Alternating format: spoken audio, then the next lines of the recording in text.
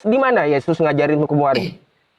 Soal kewarisan itu warisan kerajaan Allah, kita bukan masalah dunia, kawan. Ya gimana kalau seorang yang meninggal hartanya mau dikemanakan? Apa yang diajarkan Yesus? Makanya kita bilang Yesus tidak pernah berpatok kepada sesuatu yang terlihat manis indah di dunia. Kan nggak ada ngajarin intinya itu. Enggak lah. Abang ini ngarang-ngarang. Udah dibilang nggak ada Yesus ngajarkan hukum-hukum seperti itu. Makanya kata Yesus, Bangnya di kitab Anda ya, di dalam Yohanes tuh, aku meminta kepada Bapa, ya, roh kebenaran. Dia akan memuliakan aku dan dia akan mengajarkan segala hukum, kata Yesus. Makanya datang Islam yang dibawa Nabi Muhammad ya, mengajarkan segala hukum. Al-yauma akmaltu lakum dinakum wa atmamtu alaikum ni'mati wa raditu lakumul Islam madina, gitu. Nah, sekarang begini, Bang. Kalau kamu bilang begitu, kita ikutin. Sekarang kita mau tanya.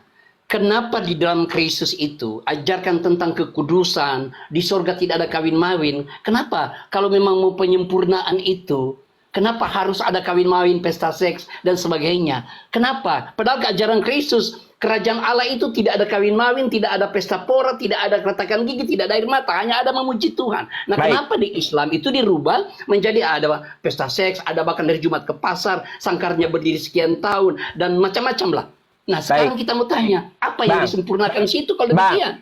Yang namanya bidadari, makan-makan di surga, ya, dan kawin di surga, itu ajaran Yesus.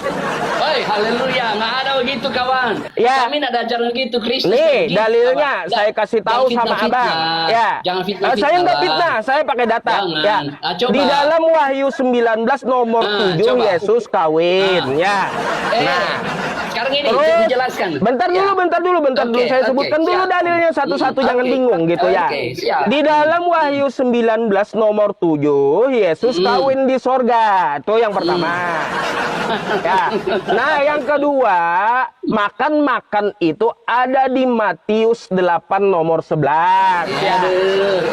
Sudah? Kata Yesus, banyak orang dari timur dan dari barat akan datang duduk bersama-sama Abraham, makan bersama dalam kerajaan sorga. Dengar baik-baik, Bang. Aku jelas. Satu lagi. Saya kan sebutkan 3 tadi ya. Saya sebutkan 3. Matius 19:29, hidup yang kekal dijanjikan Yesus dan akan dibalas 100 kali lipat. Salah satunya istri. Ya. Dengar aku jelaskan, Bang, ya.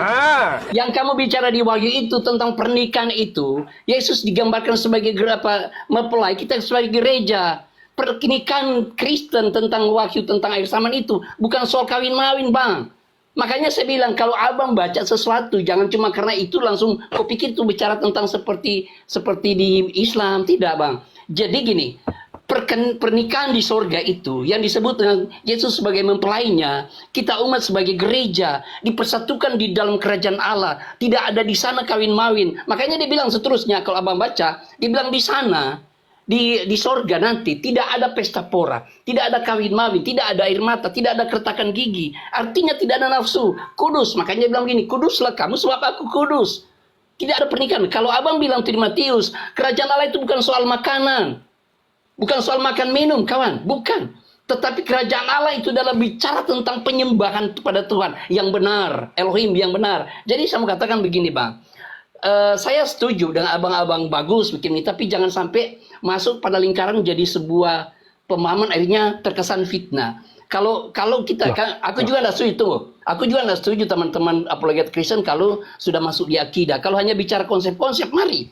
Tetapi jangan sampai pada pencemaran yang tidak berkenan kepada Tuhan, sehingga akhirnya Tuhan abang dipermalukan, kami dipermalukan juga Tuhan kami. Artinya kita menjaga. Kalau hanya bicara konsep, mari. Tapi kalau bicara sudah masuk pada akidah, itu yang harus kita cut. Jangan sampai ketika orang fitnah, nanti fitnah balik, akhirnya berantem di situ. Saling memfitnah itu yang tidak bagus. Bang, jadi kita bilang sama saya agak heran dengan Anda. Tunggu dulu. Oke. Anda memang Kristen memang harus heran. Karena begini, ketika kita mengenal Yesus Kristus, pribadinya berubah, Bang. Pribadi itu harus berubah. Karena Kristus itu bukan soal makan minum, bukan soal pesta seks, bukan soal sangkar berdiri, bukan soal ke pasar, bukan soal minum-minuman mabuk, tidak. Tetapi konsep kekristenan penyembahan kepada Allah yang benar, kepada Elohim yang benar, kepada Yahweh yang benar, kepada Tuhan yang benar, yaitu Yesus Kristus yang lahir dari perawan Maria, yang dibesarkan, dikandungkan, dan diberikan rahmat itu kepadanya. Dan sampai hari ini tidak ada kebencian